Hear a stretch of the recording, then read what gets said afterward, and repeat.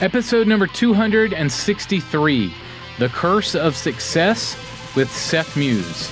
Let's do it. This is the definitive podcast for helping you plan, create, and execute dynamic worship experiences at your church. Useful, practical content in the areas of production, worship, communications, first impressions, and more. This is Making Sunday Happen. Hey guys, welcome to Making Sunday Happen. Thanks so much for hanging out. This week, I welcome back my friend Seth Muse to the show. Seth was here last week, and we talked all about how to make your worship experience last all week long, how to repurpose your content to get more legs out of Sunday. Seth offered some really practical ideas for doing that, so be sure to go back and check out that episode if you missed it. This week, Seth and I will be discussing the curse of success, so how success as a church or ministry can actually breed things like laziness, arrogance, confusion, and other things. So we'll dive into that topic today.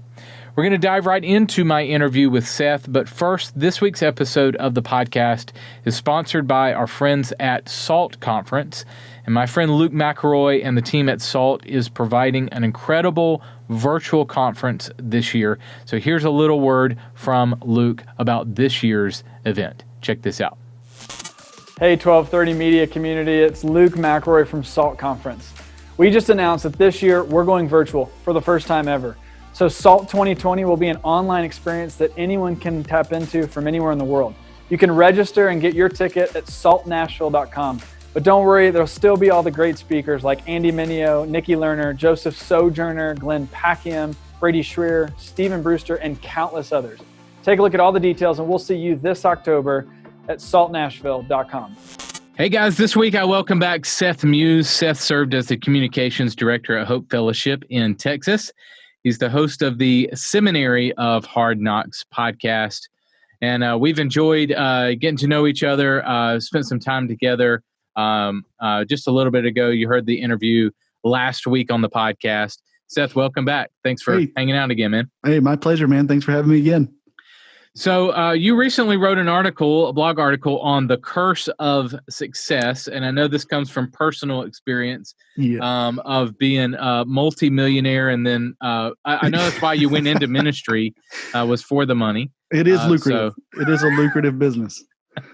It is. If you really want the money, you go into youth ministry. Student pastor is where the money lies, absolutely. My friend. Yeah. All right, we joke, but get us into this topic. Tell me why you wrote the article and how it came about for you. Well, sure. It's it's a lot of experience. It's conversations I've had in a lot of different churches and church spaces, and I've worked in small church and large church as well. Been in the 150 person church, and then the 10,000, 14,000 member church, and I feel like this is a common theme that I've just noticed over the last 20 years, that whether you're big or small really doesn't matter. We have this kind of mentality of when things are going well, there are some things that come with that, the kind of the dark side of success that can creep in and eventually topple us. And the more success you're having, the higher that fall, right? If you're not careful from some of these things that can creep in and really kind of erode all the work that you're doing and cause you to eventually stall out. And it's really unfortunate, but it happens in small churches, large churches, doesn't really matter. It's just kind of when the leader has the perception of things are going well, these are some things that can happen that I've noticed over the years that can kind of success can breed some negative, effects. Yeah. So you talk about the company Kodak. Mm-hmm. And so tell me a little bit about why you use that company as an illustration and how that company kind of sunk. Yeah. And Kodak's still around, but they're not doing what they used to do. I remember when I was in high school, I took a class called photojournalism, and my job was to take Kodak film to the mall to get developed. And so we had open campus, so I could just go do that. But Kodak was the behemoth of photography in the early 90s, late 90s. Yeah. And they had built this empire, huge company, lots of money coming in. They were the name in print and film and in photography. They didn't really make cameras, I don't think, but they definitely did everything for the camera, right? But no, they did make cameras, didn't they? They did. I don't think it was super popular, but yeah, they make those little ones with the little flash cubes that you'd get, right? And Polaroids and stuff like that too. I think definitely did the disposable cameras. That was their big thing. They made the disposable. I remember I took those to like church camp. Yes, you always buy a disposable camera for church camp. Yes, with the little little wind up in the. It was fantastic. It was a camera inside of a cardboard shell. It's like a cardboard camera that you take to get developed. It's awesome. So I take 2 or 3 of those. I think there's a Friends episode where when Chandler and Monica get married, they have to go find all the disposable cameras. That was what Kodak did. Yep. But the reason I use that company is because they had this employee that came in, and Kodak actually invented the digital camera. And a lot of people don't know that, because now they're not a player in the camera world. No, not at all. You got Sony, you've got Canon, you've got Nikon, you've got these companies that's the kind of camera you want to buy. If you buy a camera, you don't buy a Kodak camera. So why did nobody pay attention to him? Well, they didn't pay attention because I think they thought that was not going to be a thing. I mean, plus the camera he made was 8 pounds. Lug that around. It's like the technology is there to make digital images. It would get onto this cassette, and they had to put it in this player that would show it on TV. So it was clunky, but they missed the future of like, wow, we can create digital imaging.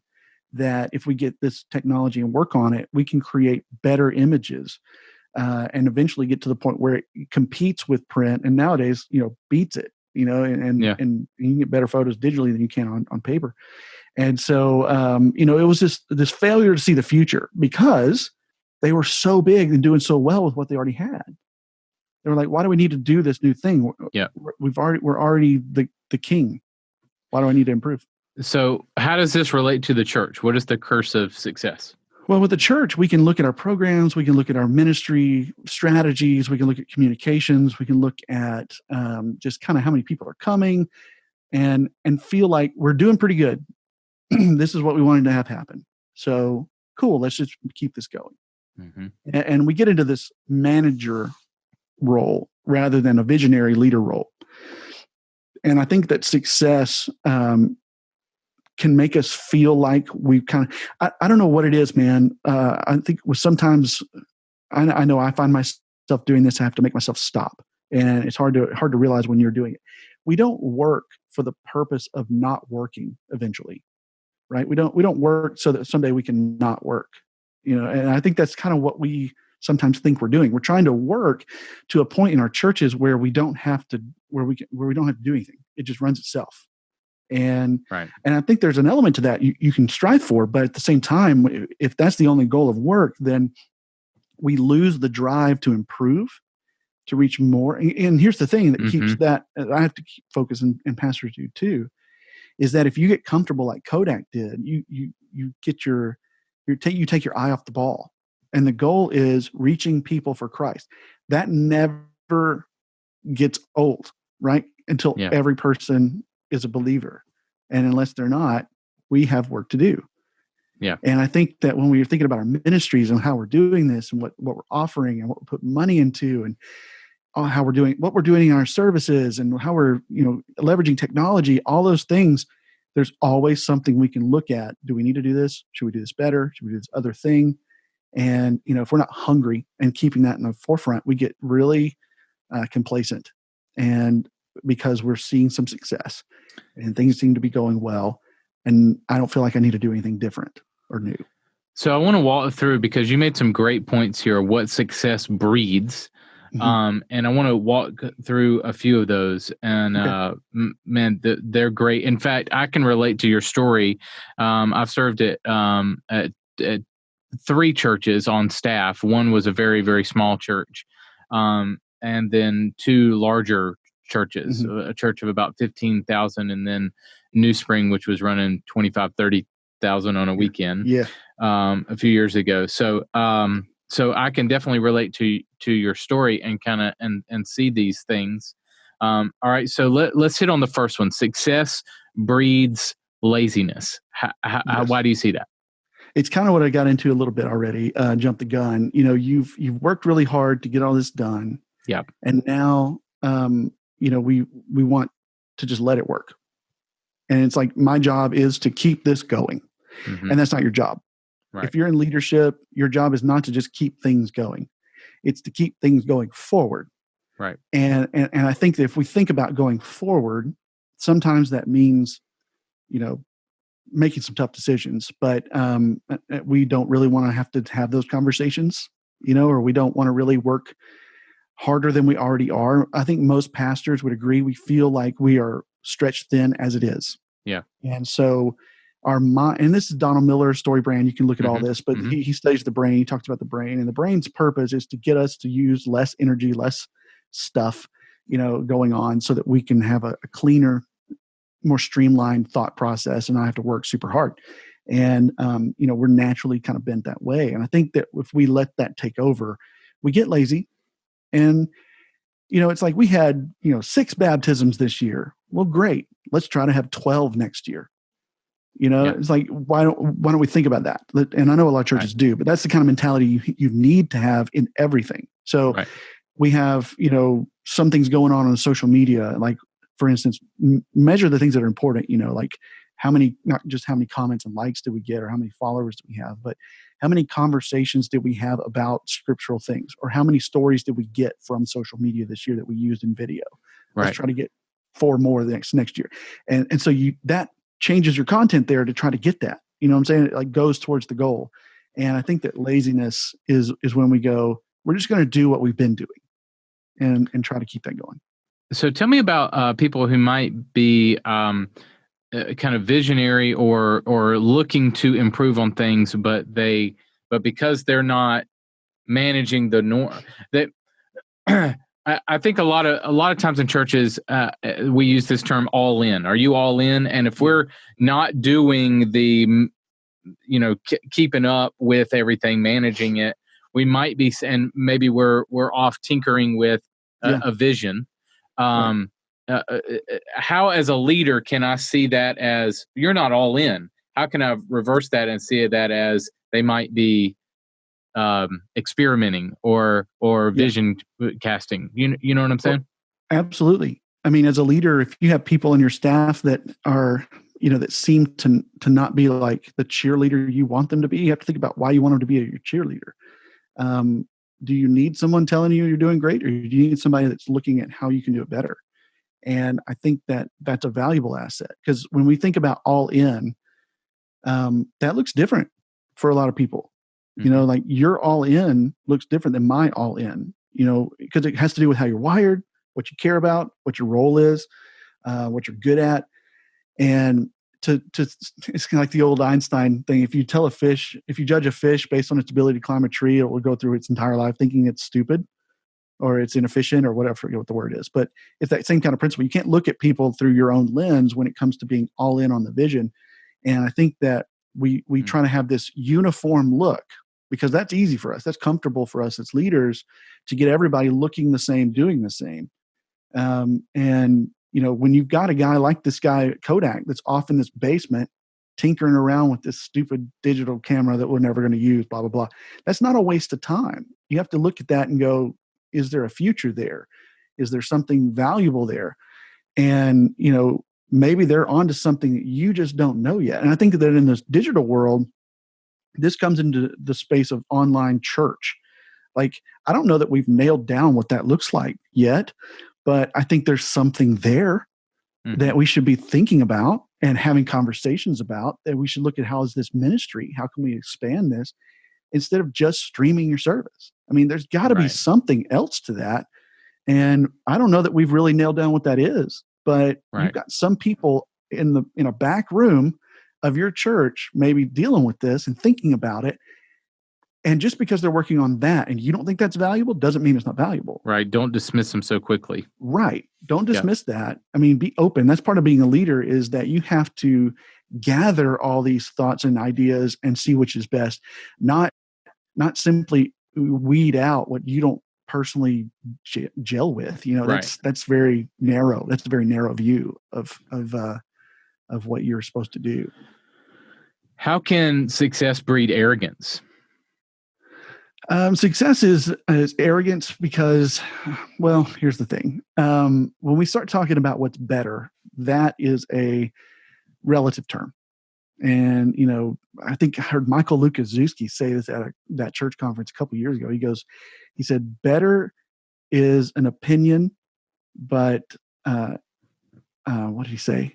Something else is measurable. Something is measurable. I'm going to screw that up. I screw that up. I don't remember what he said, but basically his quote was, he was trying to say that better is a relative term, but when you use data and you can measure it, then it's like, that's not an opinion anymore. That's fact. That's like, this is how we can improve. And so I think when you're looking at data, it has to be part of the decision-making process for what it is you're doing. You might be seeing some success, but if you don't understand why you're having that success, then you won't know how to have more of it, right? And I think that if you're having success on the weekends, you're having people come, you need to figure out why that is and do more of that. But if you don't have data to back that up and show that, then you're going to go with just what you think, what you feel, what you experience. And I noticed this, like a lot of leaders in my experience, and I've done this too, you talk to people, 2 or 3 people, they say something, they might say something similar, all 3 of them. And so it causes you to go, well, that must be the truth. I talked to 3 people that I know. I might trust them. Right. So that's what we're going to do. I was in a meeting once where somebody said, they were planning this big event. And somebody said, what we're going to do for decorations is we're going to create these big balloon things because everybody loves balloons. And I'd heard several statements that day, so I probably didn't handle this very well, and it just set me off. But it's the statement of, everyone loves this thing that me and 3 other people love. And that's why I think that. And I was so sick of it. And I go, who loves balloons? Who loves balloons? Who are you talking about? Name the people. I'm like so mad. And so, yeah, I kind of blew up in a meeting. But it's that mentality of, I think this is right. I feel this. I've talked to some people. So I'm going to assume that everyone does. And so when you have that kind of atmosphere and you don't think about data, all we're really talking about anymore is your preference versus mine. Right. And when it's your preference versus mine, whoever has the hierarchy, leadership, authority is going to win every time. Every time. Because all we're talking about is preference. Yep. I was serving in a consulting a church, and the pastor, I was asking the pastor some things about the worship experience and what people, people's preferences or whatever. And I was saying, I'd like to do a survey of the congregation to know what they like, what they dislike, what we need to improve on, that sort of thing. And the pastor said, we're not going to do that. I get people send me emails, and here's what everybody is thinking. Like, well, Pastor, can I do a survey? No. They email me directly. Well, can you forward me those emails? No. They come to me, and this is what everybody's thinking. Yeah, that is arrogance. Okay. That's arrogant, right? That's arrogant, saying that I'm going to. So you won't let me go after the hard data of getting information from hundreds of people, right? You're going to take the word of what's tickling your ears in emails of people that your small circle, right? Okay. Because there's people that will tell you what they think in a survey that will never email you. They will never talk to you after the service. They will never call you, text you, and you will never have their understanding. And honestly, most people are like that. They really just kind of stay out of it. Right. And in my experience, especially if it's a dislike. Yeah. They're either going to stay out of it or maybe anonymous. Well, I think if they don't like something, they're more likely to tell you about it than if they do like something. And that's true. When we have 3 or 4 people telling us they don't like something that drives us towards this one other thing, that may be what most people dislike. They just didn't tell you because they like the other thing you were doing. Right. And it could be the same people. Music's too loud. It's so loud in here. Man, it's loud. Okay. Same 3 people are coming up to the booth every week. Right. This might not, but if the pastor hears that or somebody, we need to turn it down. Yeah. Oh, okay. So the 3 people told us that it's too loud, but hundreds of people are fine with it. Mm-hmm. Yeah. And if you have 50 different people telling you it's too loud, that's one thing. Right. But if you have the same 2 or 3 people saying it's too loud every week, that's a totally other thing. Now, on the flip side of that, sound guy, we need to be open to the hard data and be open to the change. So I'm not advocating, I'm not just slamming pastors here. We need to be cognizant of that and change if the data supports it or whatever. No, dude. When I was once a tech director at a smaller church, 400 or so, and I remember there was an elder that stood at the back with asking for decibel meter readings all the time of how loud this thing was. And I'm like, it's safe. It's like we've taken all the precautions we can, man. We're in a room that's full of cinder blocks. Why don't you give me some money to put up some foam padding so I can damper this place? Right. It's like I can tell you what to do. I told you what we needed to do. So, but it's this idea that we don't need to listen to the majority, or we don't need all this data because we're the leader, right? And we'll just make the decision, right? And that's arrogance. This is it's in my way. This is what we're going to do. Yeah, and it's like you may have somebody on your staff or on your team that thinks that way. That thinks like, because I always say data drives good decision making, and I think that you have somebody on your team that's very data driven. That's always going, well, this isn't quite what you do. I think how you respond to data that doesn't reinforce what you think already or feel is a test of your leadership and in those places. Yeah. It really is like, how do you handle it? Basically, you're asking, how do you handle it when you're wrong? Because if you've got 100 people and 85 of them tell you the band sounds great, volume's great, 10 of them say, we don't really care, and 5 of them say it's too loud. Those 5 are the ones you hear from every week. Yeah, that's annoying, but that does not mean that they are correct. Right. It's like that's your job as a leader. Your job is to say to those people, hey, I got it. Thanks for letting me know. We think it's fine. This is the way we're going to go. Yeah. Basically, you're telling them, hey, you know what? Shut up a little. Right. We don't need to hear this every week. I got it. We're not agreeing with you. And it's because we know that this volume has a purpose, and we have, we've talked about this as a staff, and we have people that are okay with it, and people like whatever. It's like you've got you got something to fall back on that is concrete. And I think that is important with decision making. Good. Okay. How can success breed confusion? Let's talk about confusion. Man. It can breed so much confusion, especially when things are going well, because everybody gets excited and they all start thinking, oh, you know what we could do? You know what we could do? That'll work. Everything else works. Awesome? Wouldn't it be awesome if we could fill in the blank, and it's like you've got, and that's great. You want to have to pull people back rather than kick them in the butt to go, right? You want people, that you have to pull back, but you have to also kind of guide that. And if you've got, you'll have somebody say, oh man, Facebook groups are working. We'll start a Facebook group for our moms. And you're like, okay, great. Cool. Who's managing that? How's it going to look? What kind of content? It's like, we just want to start it. And so what if that's not really what you're focused on? And I use this example when I talk about this with like young adults. Let's say you've got a church of 10,000, but you've got 15 young adults that are really active and volunteer. And someone says, you know what we need? We need a young adults minister. Now, at a church that size, you probably have one, but let's say you don't. We need a young adults pastor. But you just dropped your mission and vision for the year, and you're like, we're going to go hard in local missions. Now you're looking at your budget and going, do we need to spend money to staff a position for 15 people now that could grow into 50, maybe even 100 people? Or do we need to take that money and put it over here in our missions funds and get those going and hold off on that? See, that's when your success is like, yeah, we could do these things. It's not about what you should or shouldn't do. It's what you can and can't do. Right now, you've got success. You can do this thing. You can launch this new ministry. You can staff this position.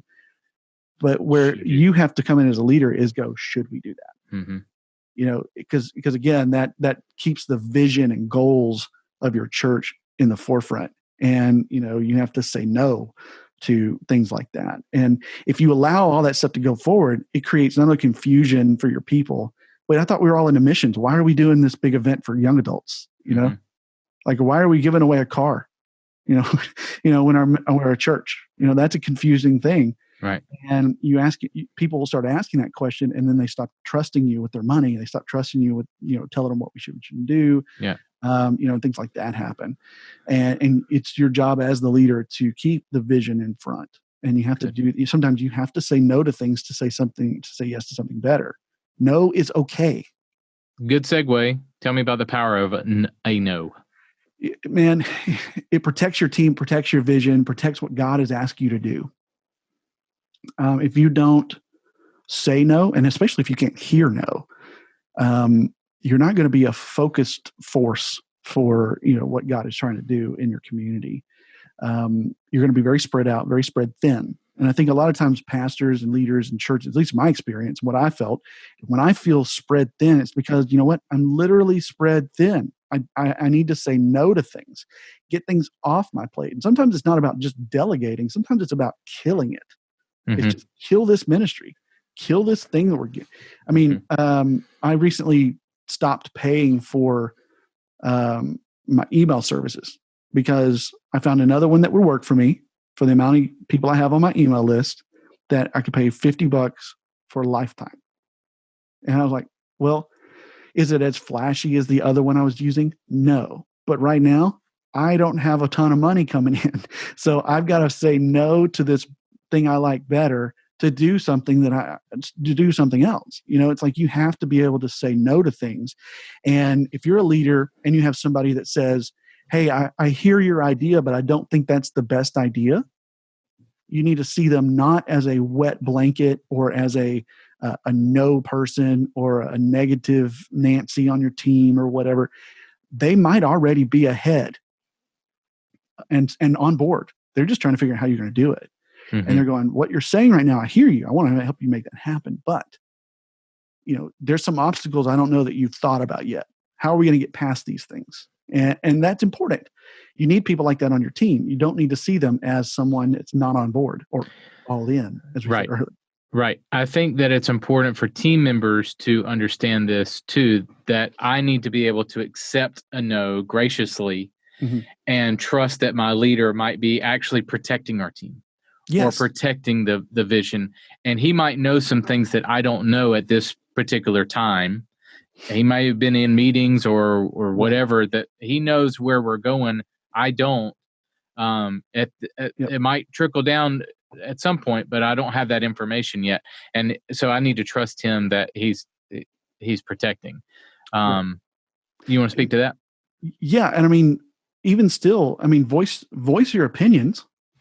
But at the end of the day, like, leaders need to listen to the opinions because, even though you've said no, you might, maybe you were wrong. But if you've got an employee that's fighting you pretty hard on something, I think you need to figure out why. Right. Maybe, rather than just, hard no. But at the same time, that employee has to be able to go, hey, I was heard. They said no, we're going forward. And I think that's important. Right. So that's a conversation, and it's a conversation you have to have with. You have to have that open dialogue with your employees, with your boss, and be able to trust that both of you really do want the same thing. You want people to come to know Jesus, and you're just trying to figure out the best way to do that with the resources and people you have. It's not that you think I'm an idiot or I think you're an idiot. It's that, well, I want what you want. I just don't know that that's the best way to get there. Let's try to figure it out.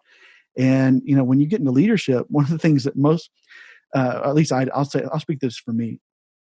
I had to unlearn this myth that once I get to a certain point in leadership, then I'd be able to do whatever I wanted to do. That doesn't happen ever. Nope. Ever. There's varying degrees of it, for sure. Some people have more ability to do that than others. Those people that have the ability to do kind of whatever they want, that's never healthy. That never turns out well. You don't want that. So when you are in a position where no is not an option, that's actually a toxic environment. To me. All right, last one. How can success breed a yes man atmosphere or environment? Well, I think that's the toxic environment. I think that it is a yes man environment. It's where everyone feels like they have to say yes to everything. They have to lead with yes. I don't know how many times I hear that phrase, lead with yes. Well, that means let's try to make it work. But we got to be realistic. Sometimes we need to say no. And what gets really tough is when your boss is saying, do this, and you're like, this is really not a good idea. At some point you have to say, okay, I'm doing it, and decide I'm just going to do what they asked me to do. Mm-hmm. And I've said what I can say, etc.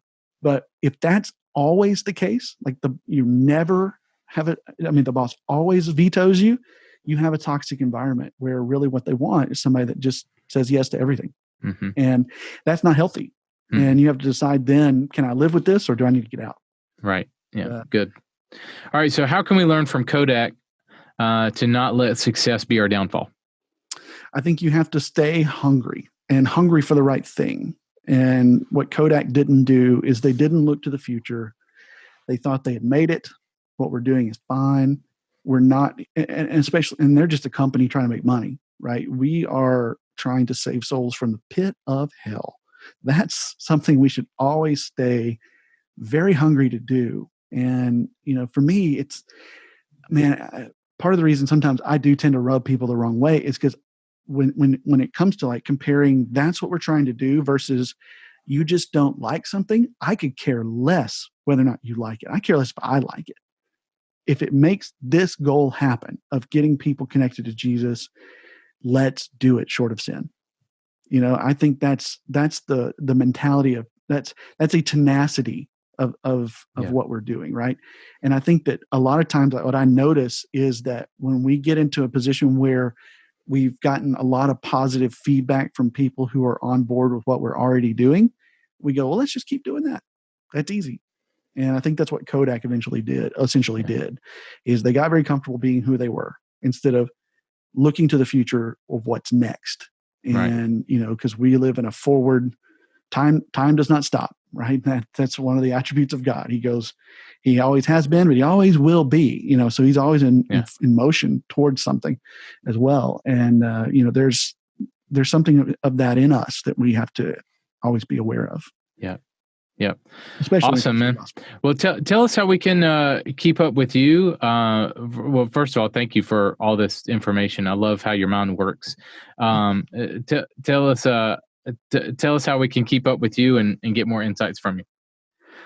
Just come to SethMuse.com and you can find everything I do there. I write articles and podcasts and have a company and even some silly t-shirts and stuff. So I know I love your retro stuff, man. We can we definitely connect on the thanks. Are you a big gamer? You a big video gamer?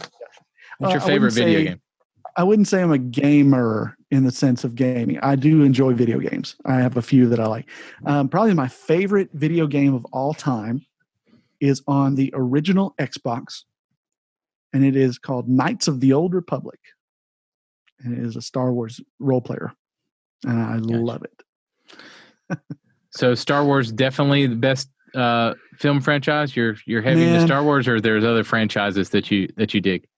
Star Wars is definitely my favorite. I like a lot of others. I'm into the Lord of the Rings, and any kind of fantasy kind of thing like that. Gotcha. I'm big into that. I love Harry Potter. I don't care. Right. I really like all those kinds of like fantasy world type things. Yeah. And that's just me. Yeah. Awesome, man.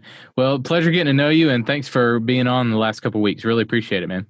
Hey, thank you. I appreciate it. Hi, this is Ben Stapley, and I'm excited to be hosting the 1230 Media Roundtable. This is going to be a conversation with leaders from large, medium, and small-sized churches. We're going to be talking about how to make a transforming worship experience and looking at it from a number of different perspectives. The best thing about the conversation is we're going to be talking about what has and what hasn't worked, because oftentimes we learn the most from our mistakes. So join us the first Friday of every month when it drops at 12:30. The show notes for this episode are available now at makingsundayhappen.com. For more free training to help you transform the worship experiences at your church, visit 1230.media/training. That's 1230.media/training. There you'll find blogs, podcast episodes, books, links to the roundtable that Ben just mentioned, Ben Stapley, and other resources to help you with every aspect of planning, creating, and executing your worship experience.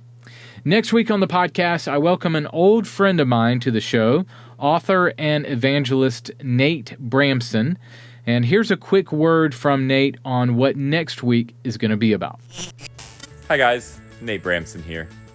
I want to encourage you to check out the next episode of the Making Sunday Happen podcast.